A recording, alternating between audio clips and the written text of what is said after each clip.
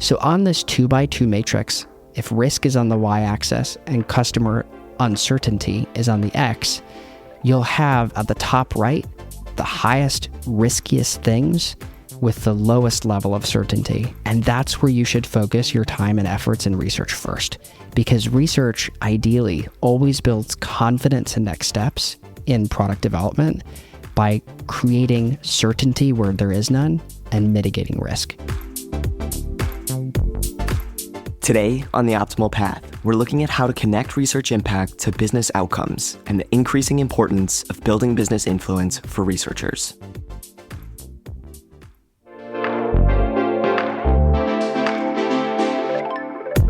I'm Ash Oliver, and this is The Optimal Path, a podcast about user research and product decision-making brought to you by Maze. Our guest is Devin Harold. Devin is a design research leader with over 12 years of experience in the UX industry, having started his career journey first as an interaction designer before shifting into research. He most recently worked as a director of design research for financial services at Capital One, where he led a talented team and practice of research to drive business decisions within the $1.4 trillion auto lending industry.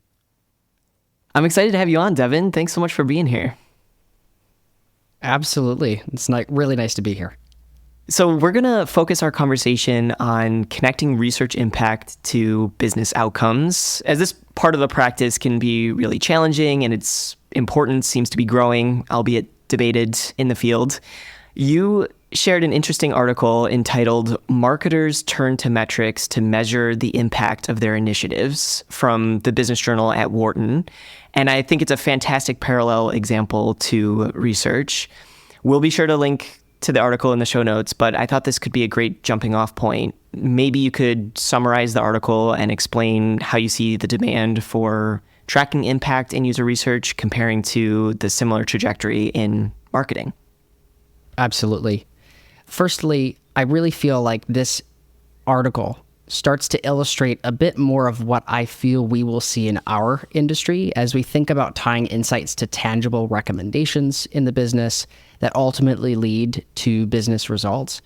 The article talks about how when you turn back the clock, back to the turn of the century, what happened was marketers started to be asked to slash their marketing budgets. The C-suite at many organizations were not happy with some of the outcomes coming from the marketing department. There's a show called Mad Men.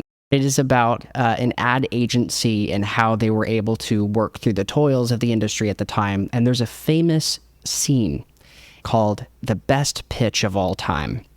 He went through this beautiful pitch that was a tearjerker, an emotional tie-in to the customers that could buy this product and the business and brand selling it. And that's what marketing has been for such a long time. But tying at the heartstrings and building brands for recognition and for those qualitative reasons no longer was enough when we were looking towards the turn of the century. Marketers did not tie their investments into advertising spend or campaign strategy back to business outcomes enough. And so they started slashing their departments and slashing their funding, and this was a huge uproar in the marketing industry. Many leaders came together to talk about this in various forums and conferences, and really the outtake is they needed to evolve their practice to include more of the underlying business metrics. How would investing in this campaign strategy help our bottom line?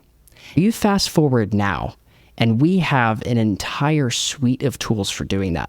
You ask any market researcher what they focus their time on, they're going to talk about take rate analysis, conjoint, segmentation. That all ties back to who's going to buy it and how much are they going to pay, and what will be our market share as a result. Those are things that tie to business outcomes and underlying needs for the business to justify the overhead costs. UX research, I believe, is going to be the same thing. We for so long have been about our craft, about learning from the humans that we're building products for, putting them at the center of our experiences, which I still feel is incredibly important. But at times, I feel that we have left the business by the wayside, and we haven't thought about how we can be translators for the needs of our customers and how that will influence the needs of the business, whether it be reducing costs or whether it be creating value drivers to drive more revenue. That will be the future of user experience research, in my perspective, especially as we think about AI taking some of the more mundane tasks that we do off our plate. It frees our time to be more consulting with our partners, to be more strategists with our partners, and to help be those translators. It's fascinating to see how both fields converge on the need for measurable impact. That's why I thought that the article that you shared was a kind of foreshadowing piece to research. Just as the field of marketing had to adapt to demonstrate its business return, UX research now faces a similar challenge. The question of if research should become more business focused is still debated within the industry. I think that there's a fair bit of nuance here, but what do you think are some of the common misconceptions behind the pushback in connecting research to business outcomes?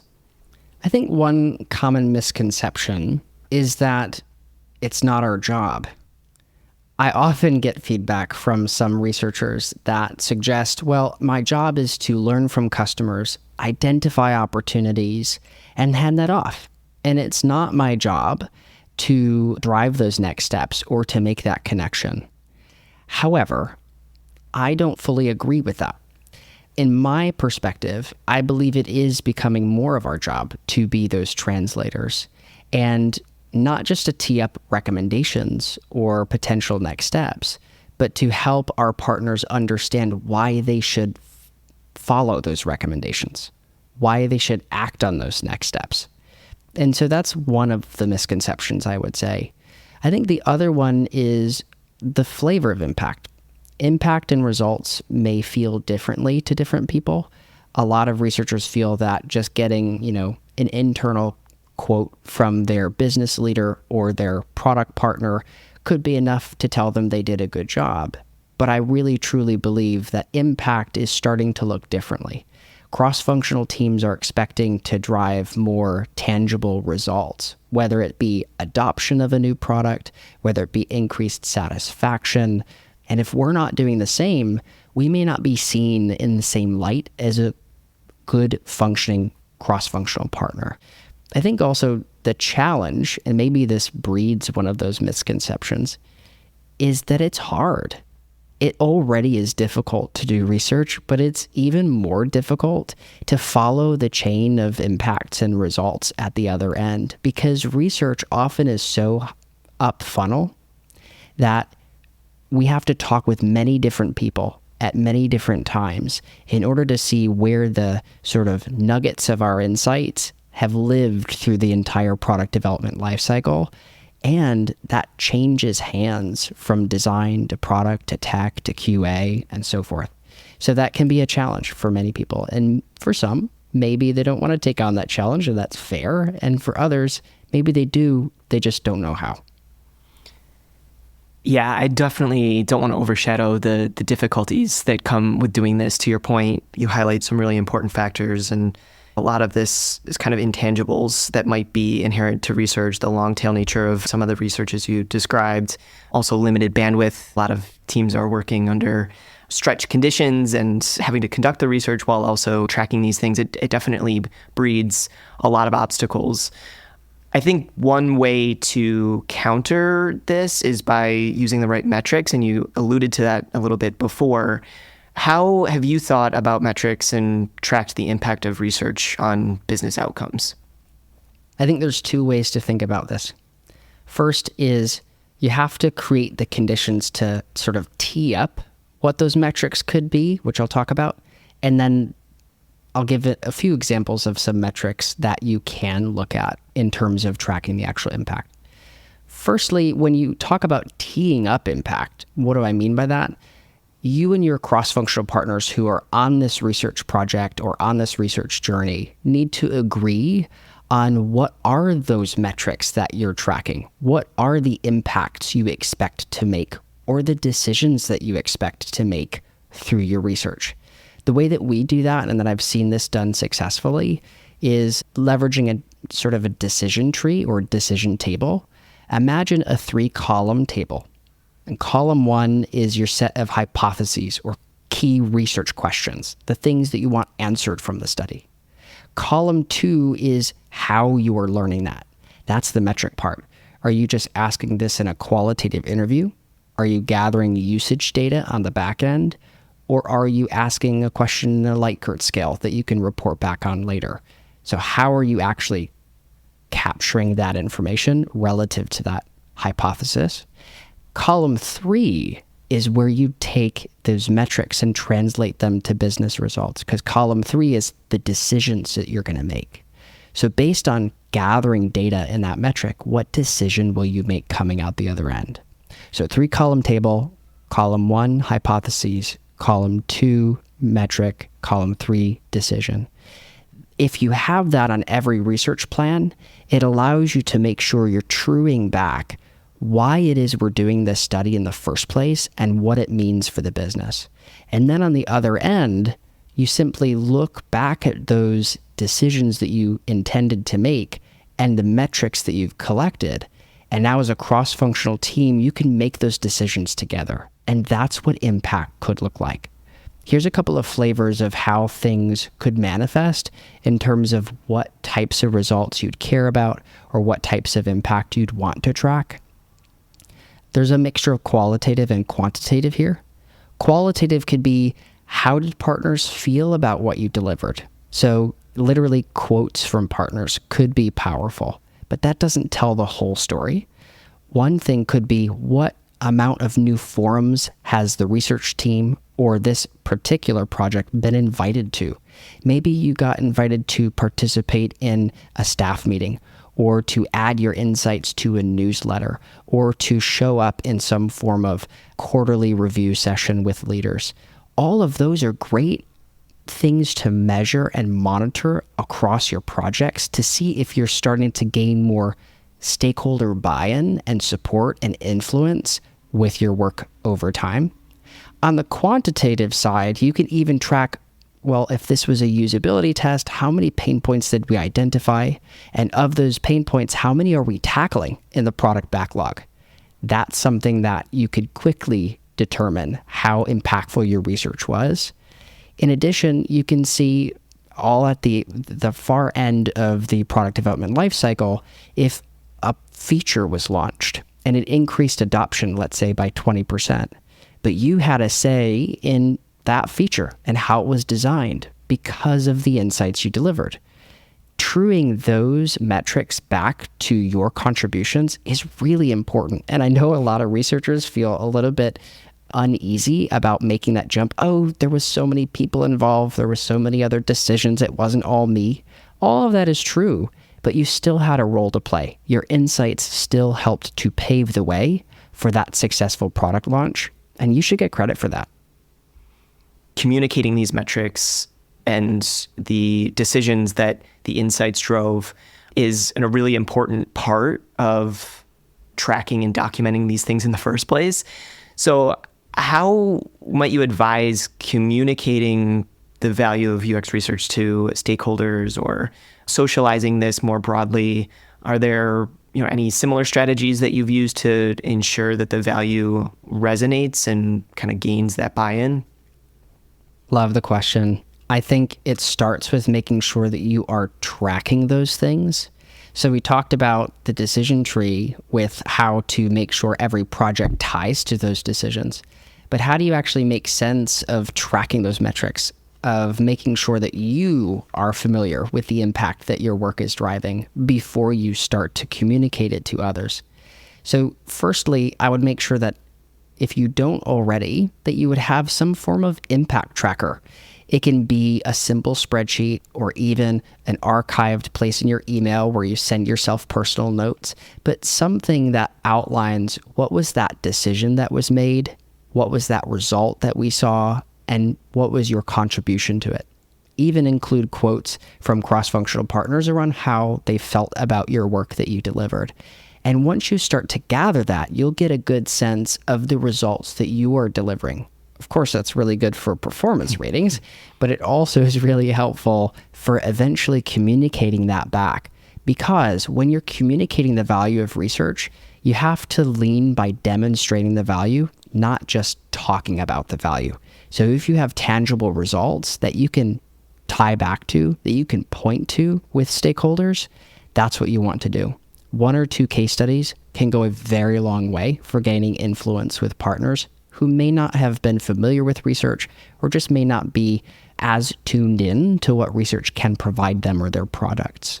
Now, when you've gotten to that point where you have tracked your impact, you have clear metrics, you have some great results that you want to share, maybe a case study or 2 you're ready to share, what I would recommend is don't just talk about research methods or your craft. Think about it from their perspective. Who's the stakeholder or set of stakeholders that you want to gain influence with, that you are intending to communicate the value of research to? What do they care about? What is their vision of success? What language do they use in order to navigate the business? What is their role in the business and why should they care about research? Identifying those things first will help you determine how you need to go about communicating research to them. Because to be honest, they don't necessarily have to care about triangulation of research methods. That's what we love. That's what geeks us out. But that doesn't geek them out. If you're talking with a product leader, they care about shipping products on time within budget that will be successful.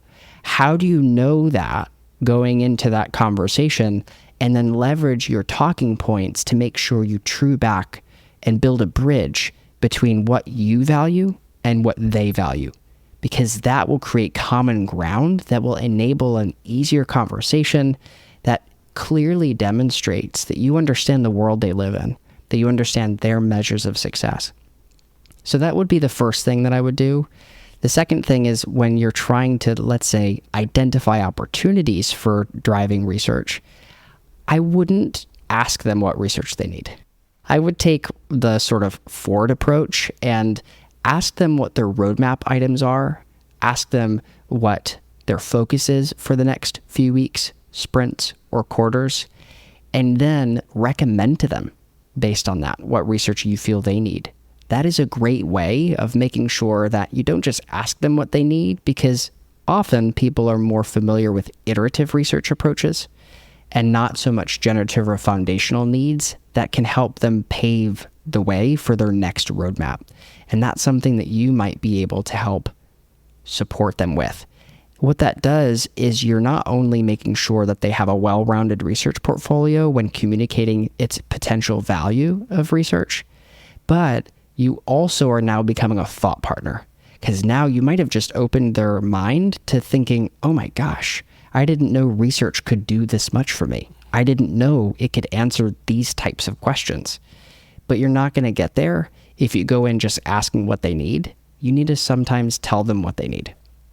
You've talked a little bit about the alignment and the communication up front. That's kind of leading me to think about prioritization, obviously important in all fields, but especially for teams with limited bandwidth, for example. Can you walk me through what your process looks like in terms of distilling this information and maybe mapping out the prioritization of research projects? Like, how do you think about prioritization and initiatives in terms of how that would correlate to business objectives? I think that's really powerful, because if we're not focused on the right things, then the types of impact or results we are tracking at the other end will be less than helpful. And they won't do you any favors when trying to communicate the value of UX research. So I really appreciate the level of rigor that we all need to have to making sure that our time is being spent towards the highest leverage items.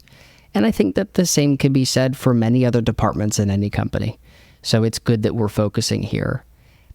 How I would recommend doing this, and it will look different to every team and every company based on their ceremonies. If you do backlog planning, if you do sprint planning, if you do quarterly planning, all of that you'll want to identify first.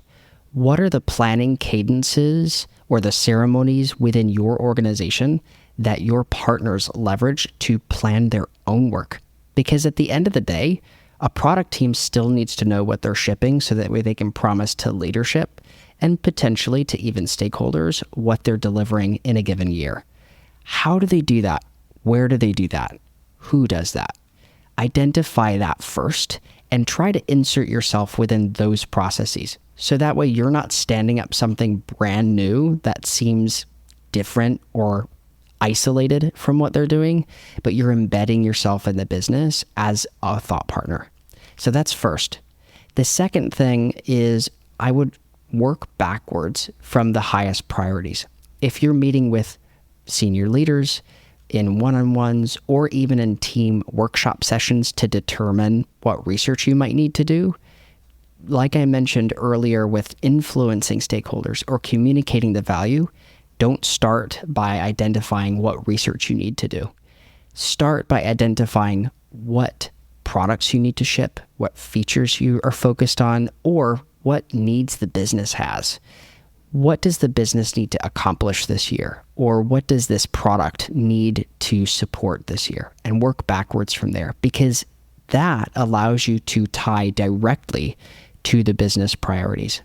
The way that I've seen this done well is by having a sort of 2x2 framework. So once you identify the key areas where research could be done, now just generate a bunch of different ideas. Let's say this year we need to solve for the customer drop-off rate. There is a, let's just pretend, 25% drop-off rate in one of our products. We need to figure out why. Okay, great. One of the things could be, let's just throw an idea out there, an intercept survey. That is something we can ask a few questions. Why are you dropping off? That might solve the need. Let's say there's another business priority around shipping a new product.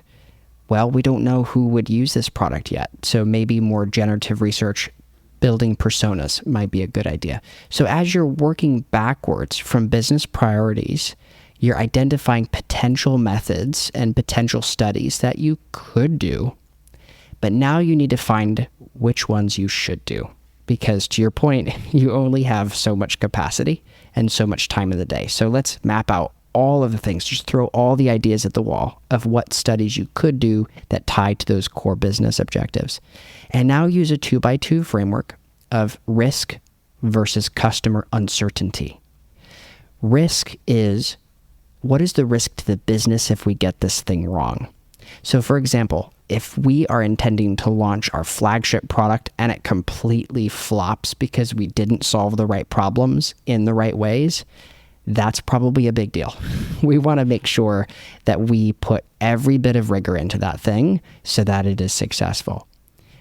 Consequently, if the risk is small, that might be, oh, we're changing a small component that only 20% of users see. Okay, well then the risk is lower. Now, the customer uncertainty is about how much do we already know about our customers in this space or their needs. So if you already have done a ton of research, then customer uncertainty is really low. If you've done no research at all and you're not even sure who these customers are, your uncertainty will be really high. So on this 2x2 matrix, if risk is on the y-axis and customer uncertainty is on the x, you'll have at the top right the highest, riskiest things with the lowest level of certainty. And that's where you should focus your time and efforts in research first.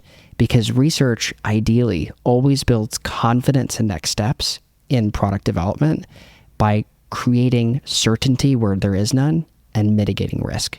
So that's the framework that I usually recommend to folks who are trying to figure out how best to plan their work, and then embedding that in the ceremonies or the forums where your partners are to make sure that you're driving the biggest lift. I would imagine you could even show this to stakeholders or collaborators and have that be a very clear indication of the rationale as to why you may need to deprioritize other things. I'm curious if there's anything else that comes to mind in terms of collaborating effectively with your counterparts, maybe in product management or designers or any stakeholders. Is there anything else involved that you think are key factors in becoming effective in these ceremonies and kind of planning this work? Yeah, I would say constant communication is really important in terms of telling people why you want to get into these forums, what matters in terms of the work, what value you'll get from it, and what value they'll get from it. So just clearly communicating the why behind the reasons you're inserting yourself, let's say into meetings maybe where you have not been before, or why you're taking up their time.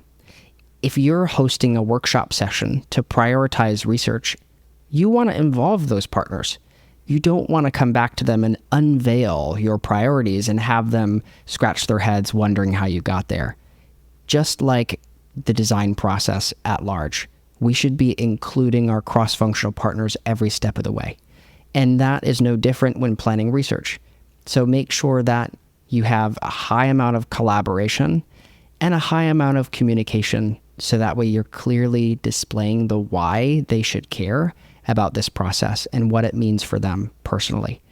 Those are the two things, the two levers, I would say, really drive meaningful lift when trying to stand up these ceremonies or trying to plan research, and especially when eventually communicating the value of how research is more than just a report. That's a perfect segue. I was just going to ask about the later stages of that communication journey. How have you leveraged either workshops or readouts to motivate the next steps and kind of draw that story arc between the beginning planning phases and the outcomes of the research that was done? Yeah, I have two big thoughts. One might be like slightly controversial, though I've heard some people talk about it before. One is a sort of framework. It's deceptively simple, but it works really well. And I would recommend just even having a slide in your report, a one-pager that describes this. It's called the what, so what, now what. So when you're teeing up a project, you want to highlight what it is that we did and what it is that we learned from the research. And then tee up the so what. So what does this mean? The implications for the business. That should true all the way back to those metrics, those OKRs, those KPIs that you identified way at the beginning. And then the now what. And this is where the power of researchers' recommendations and points of view come in. The researcher should lean in to what recommendations or next steps they would recommend for the business. I have something I like to tell team members of mine. It is okay and expected to be impartial when doing research, but it is not okay to sustain that impartiality when delivering findings. You don't want to create bias when doing research, but you should have a strong point of view and a recommendation coming out of that project because you're closest to what customers' needs are, and you should be a translator for those needs into business outcomes. So this framework of the what, so what, now what, I found to be really successful in teeing that up within forums and meetings where research is being discussed and next steps are being decided. The other thing, and this is where the slightly controversial piece maybe come into play, I think we need to stop calling things readouts. I think we need to get rid of that whole vernacular, that whole step in our process. Because what we are communicating when we say readout is that we've disappeared for some time and we're coming back to unveil something to the team. But as I've mentioned before, research should be collaborative. It should include cross-functional partners at every step, inviting them to the sessions, inviting them in synthesis workshops, and helping us to steer towards those powerful business outcomes. There shouldn't be any readout to anybody. Maybe if you were jumping into a forum that you had not identified would find benefit from these findings. And later you're like, oh, the marketing team, they actually would really love these findings. Then sure, a readout could be helpful. But even better is if you get with a handful of folks, you talk about the findings and you talk about next steps. And in which case, it becomes less of a readout meeting and becomes more of a next steps meeting or a action meeting, coming together as a team in order to make decisions of what needs to happen with the insights you've learned, rather than just you talking at people for 45 minutes.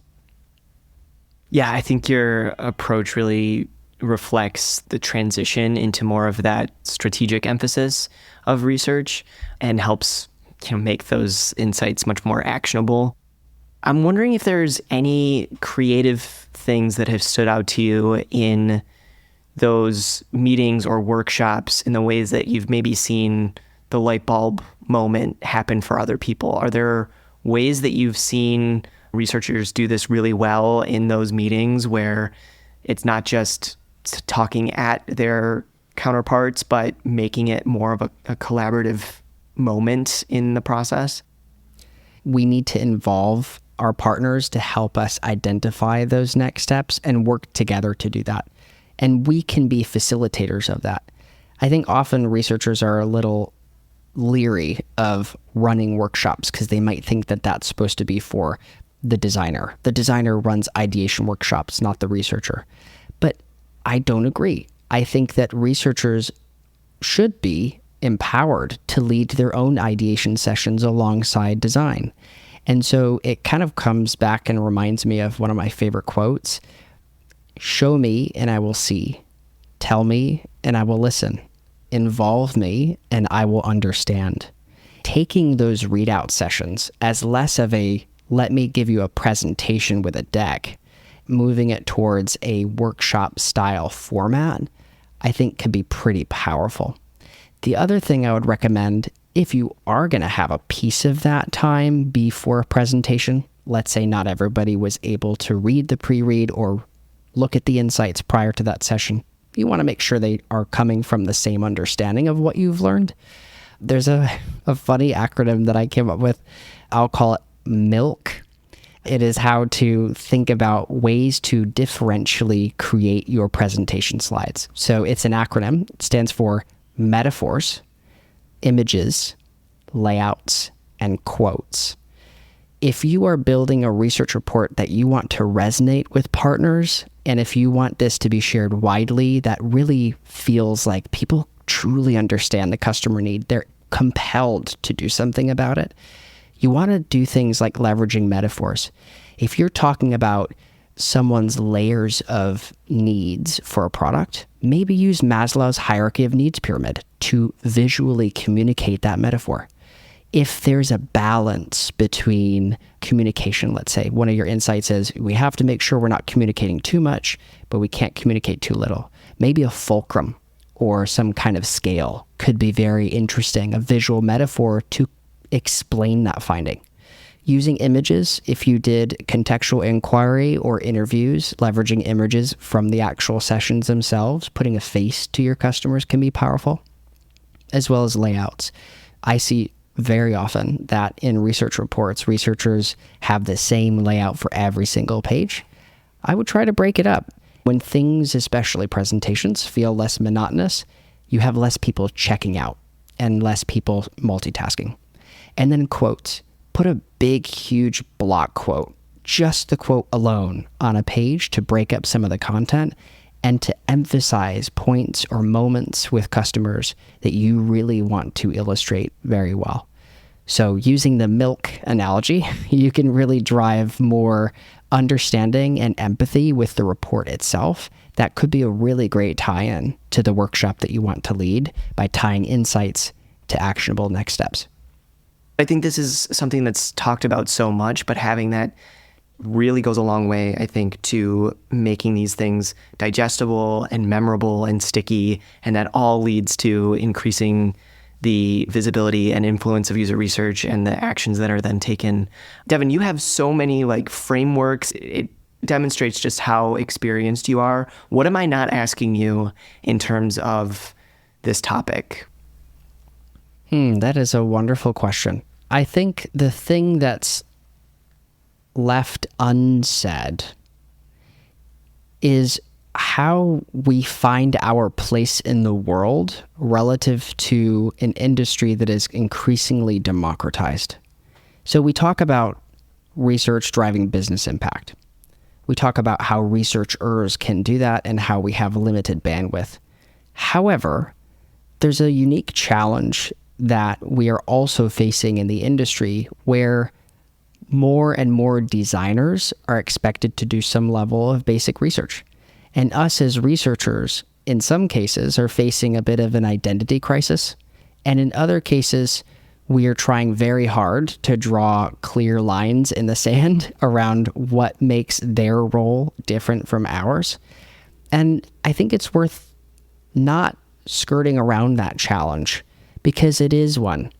We have to make sure that we are empowering the business to learn from their customers because we should not be arbiters of our customers or their needs. Every successful business operates from customer needs that are being met in the marketplace. And it is not scalable or efficient for that only to come from one single team. And so when we think about democratization, it's not going away. It's going to stay here. So what does that mean for your research practice? What can we be doing to wear two hats, a player and a coach? When we're players, what kind of research should we be tackling? Where is our expertise best leveraged to then communicate the value of having a dedicated expert researcher versus a designer who can do basic research? So carving out our space in the world is continually being an important conversation for every organization scaling research. And if we don't do that effectively, I feel like we're going to have issues with role clarity, issues with research teams perpetually being understaffed, and those are things that should be accommodated and cared for. That's definitely an important thing to spend some collective thought and reflection on. It leads me to my final question, which I was going to ask, and that what do you see for the future of research's influence on organizations, given this kind of inflection point that we're in as an industry? I think that us as researchers will have an increasing role in order to drive customer centricity across the entire business and trying to think of ways that we can do that outside of just delivering projects. I think we all need to think about research as a program and a practice more than research as a project. Sure, we will deliver research projects, but we also need to deliver training, resources, support, guidance, and guardrails to make sure that the organization can learn from our customers in an effective and scalable way. And so in 5 years from now, especially as we think about AI taking many of the mundane aspects of our work, and as we've already talked about driving more business clarity around how our insights can turn into actionable decisions, I think in 5 years, we're probably going to look at our influence as researchers driving more customer-focused strategies by and large, really, really widely, more as consultants in that way. And then most importantly, we will be translators of triangulated data and insights from multiple sources in order to drive high-level recommendations and impactful business outcomes. And I want to stay on that for just a moment. When I mean triangulated, we have to be humble in realizing that we're not the only ones who generate insights. We're not the only research function in any company. You have data analysts who look at usage metrics. You have the sales team, which has CRM metrics and one-on-one conversations with customers, let's say. You have the customer service departments, which speak with customers in sometimes their worst moments. I believe in the future, us as researchers need to do more to connect those dots in order to carve out our role clarity and where we drive the most value. Will be more of influencers, storytellers, and strategic consultants than just people who run research projects. It's very motivating and inspiring, and I think the opportunity affords so much in ensuring that research not only has the staying capacity moving forward, but can continue to shape businesses and products, which is more important than ever. I really appreciate you sharing your experience and advice in this way. I think the future is definitely bright. Agreed. I want to conclude our episode together with the series of hat trick questions that we ask every guest just to get to know them a little bit better. So my first question for you is, what's one thing that you've done in your career that's helped you succeed that you think few others do? It's a great question. Truth be told, I don't know how often other people do this, but in my conversations, especially as I do love to mentor and support growing designers and researchers in their career, the thing that I often learn and have to provide a lot of push for is to ruthlessly make time and go after what you want in your career. What I mean by this is, if you identify a gap in your knowledge or your skill set, or you have a new destination state for where you want to go in your next role or eventually in your career, identify what needs to be true in order to make those happen. So if you identify you have done a lot of qualitative research, but you want to get more into quantitative research, okay, well, what books could you read? What courses could you take? What people could you talk to? I'll explain a little bit more with a personal example. When I jumped into UX, I started as a jack of all trades designer. I thought that I wanted to do the big web design, but I didn't really understand what that meant wholly. Until I started getting into it, I learned about this thing called UX. And I thought, oh, what's user experience? And is that a part of web design? Is it separate from web design? I had no idea. So I bought a dozen books on the topic, starting with Jacob Nielsen's Usability Engineering. I also bought Kim Goodwin's Product Design for the Digital Age.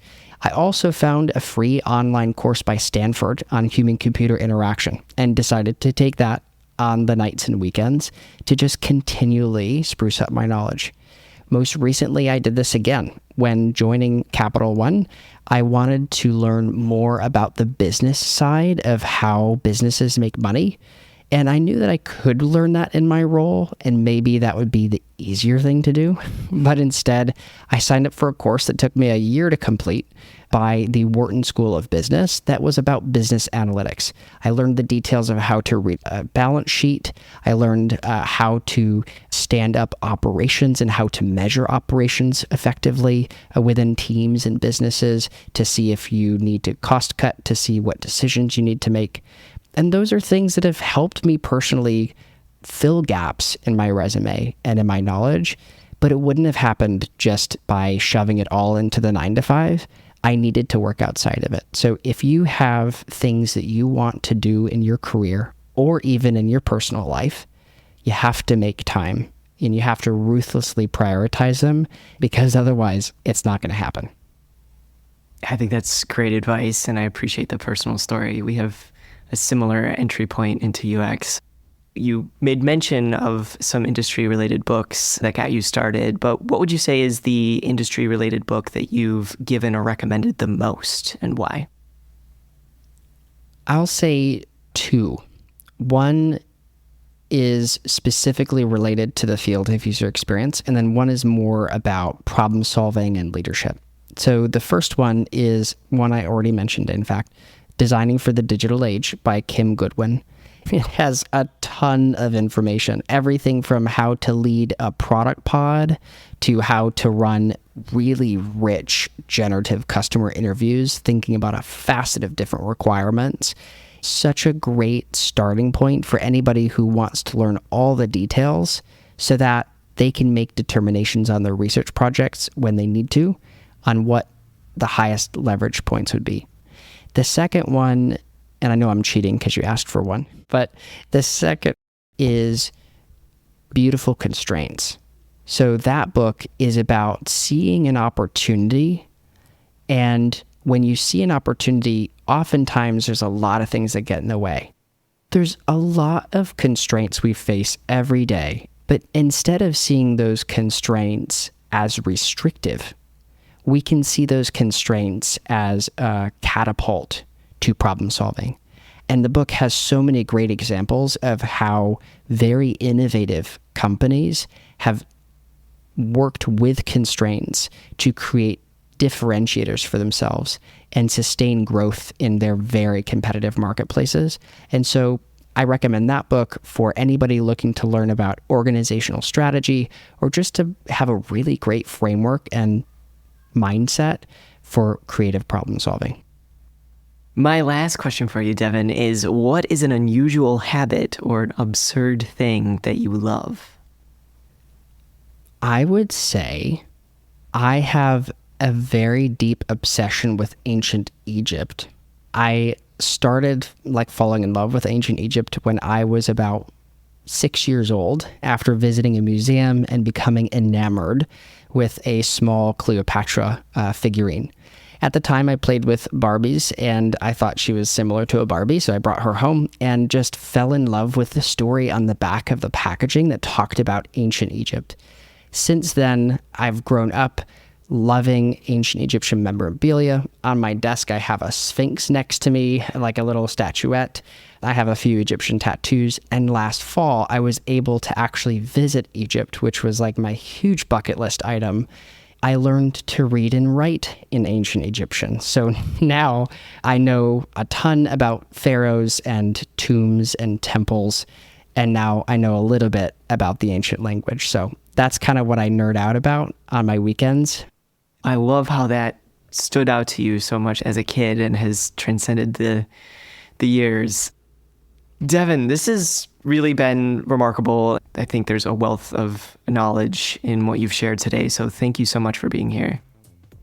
Absolutely. It was a pleasure to be here. This is such an important topic, and I think the more we imagine how our practice needs to evolve, the better we'll be prepared to evolve with it. So I really appreciate giving me the time and the opportunity. Thanks for listening to The Optimal Path, brought to you by Maze, the user research platform that makes insights available at the speed of product development. If you like what you heard today, you can find resources and companion links in the show notes. If you'd like to stay connected, you can subscribe to the podcast newsletter by visiting maze.co/podcast and send us a note with any thoughts or feedback to podcast@maze.design. In case you missed it, the Maze annual conference DiscoConf, short for Discovery Conference, is back for its third edition on Thursday, October 17th. Virtual by design and free to all attendees, check out maze.co/DiscoConf to learn more. And until next time.